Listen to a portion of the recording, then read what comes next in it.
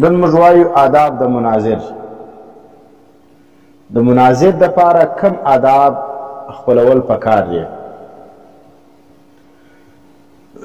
اول ادب د مناظر دپاره دا دی چې دی به اختصار فی الکلام څخه ځان ساتي، ځکه دا مخل بالفهم جوړیږي. څه معنا؟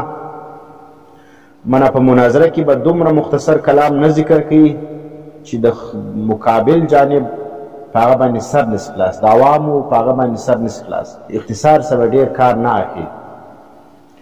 دویم دا دی چې ډېر توالت به نه کوي د خبرې، خبره به ډېره اوږدوي نه، ځکه خبره چې سړی څه اوږده سي نو اورېدونکي په هغه باندې ستړي کېږي.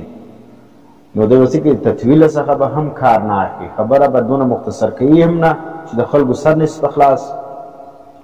او دویم دا دی خبر به دومره قدر اوږدوي هم نه چې خلک په اورېدو باندې ستړي سي.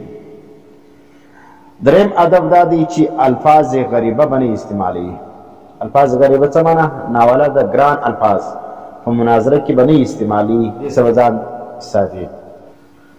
څلورم دا دی چې الفاظ محتمله، داسې الفاظ چې هغه د دوه معناو احتمال لري، یا داسې جملې چې هغه د دوه معناو احتمال لري او قرینه نه وي موجوده، نو دا رقم جملو څخه دا رقم الفاظو د استعمال څخه دی ځان ساتي. او بل دا دی ځان به ساتي د هر هغه شي څخه چې هغه دخل نه لري په مقصود کې. معنی غیر مقصودي خبرې به، غیر مقصودي شیان به په مناظره کې نه ذکر کوي، ځکه دا رقم شیان چې ذکر سي بیا د مکتوبه څخه سړی لیل کېږي، بحث پر یوه شی شروع او موضوع چې کوم د هغه بل شي له دی بیایي. نو دا رقم خبرې چې هغه موضوع څخه هټ کار وي دا په بحث کې نه ذکر کوي. شپږم ادب دا دی چې مناظر به خاندي نه، او دا رقم آواز به نه پورته کوي.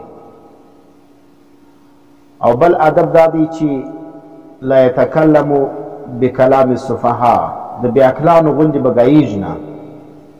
په وخت د مناظرې کې خندا منع ده، رفع د صوت، آواز پورته کېدل، او دا رقم د بې عقلانو رقم خبرې منع دي. ځکه چې څوک ډېر خاندي په مناظره کې، یا آواز پورته کوي، یا د بې عقلانو رقم خبرې کوي، جاهلانو صفت به مناظر نه خپلوي.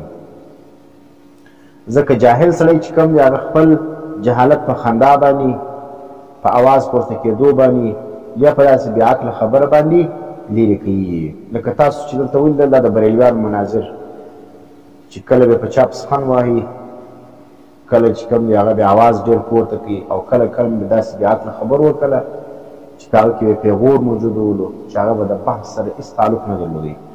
اووم ادب دا دی د هغه چا سره به مناظره نه کوي چې هغه هیبتناک وي، هغه یو قسم مرتبه لري، د هغه سره چې کوم دی هغه خلک ملګرتیا ډېره کوي. نو په وخت د مناظرې کې د ده هغه نظر چې کوم دی هغه د هیبت لاندې سي، د بیرې لاندې سي، او د ذهن تیزي چې کوم دی هغه ختمه سي، نو دی پر حق وي، لیکن بیا چې سي مغلوبه سي، نو مناظره د څخه وبایلل سي. نو د دا رقم زړه سره به دی مناظره نه کوي چې د سره په دغه کې برابر نه. اتم ادب دا دی چې مناظر به خپل مقابل کمزوري نه ګڼي.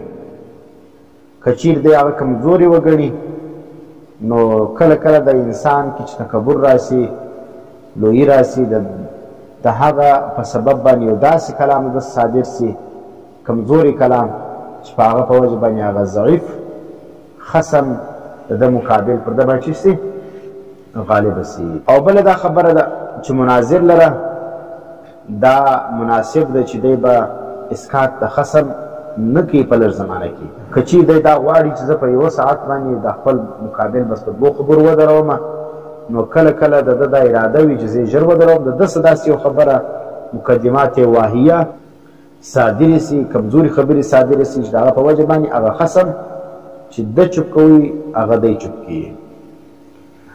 او بل ادب د مناظرې دا دی چې په وخت د مناظرې کې به تکیه نه کوي، داسې به نه کښېني چې بالښت ته یا یو بل شي ته د تکیه وهلي او دا رقم د امیرانو په شان باندې د ملکانو د سردارانو په شان باندې ناست وي او مناظره کوي. دا د مناظرې د آدابو څخه خلاف کار دی.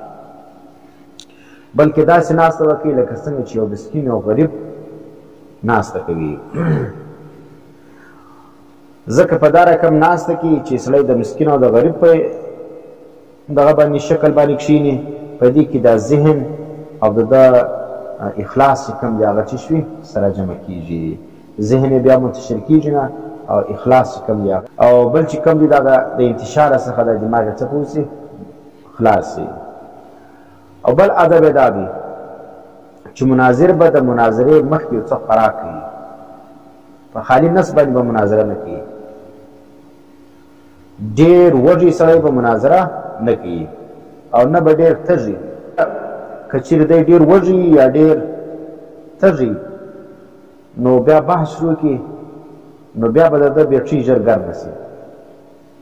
نو ځکه دا سبب د چې د غضب دی. دا ځکه چې کوم سړی وږي یا ډېر تږي هغه له چې مازې کوچنۍ خبره د خلاف راسي دی څه ته کېږي بیا په خشن کېږي.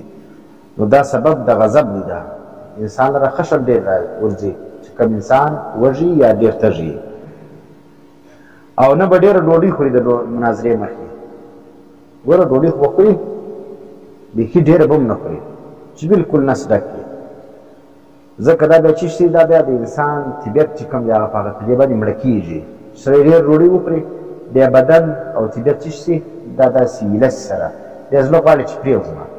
نو دی به مناظرې لږ تلل هلته به خوب ورغلی ویده وي او دلته به دی چې شي مغلوبه شي. نو دا څه آدابو د مناظرې چې موږ وویلې الله دې وکړي چې تاسو په دې باندې څه خلاص شوي. نور هم په دې کې ډېر بحثونه دي انشاءالله وخت په وخت به موږ هغه ذکر کوو. دا به قدر ضرورت بحث د مناظرې چې کوم مقدمه وله او د مناظرې لپاره کوم آداب ولو دا موږ مختصر ذکر کړلو. نور به مو انشاءالله بیا په تفصیلي کورس کې چې کوم دی هغه موږ بیا خدای کول پر هغه باندې بحث کوو. آخر دعوانا الحمدلله رب العالمین.